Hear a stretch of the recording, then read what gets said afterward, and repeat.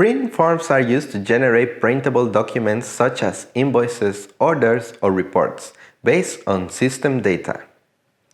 They allow us to transform system data into a structured, readable format that can be printed or saved as a file.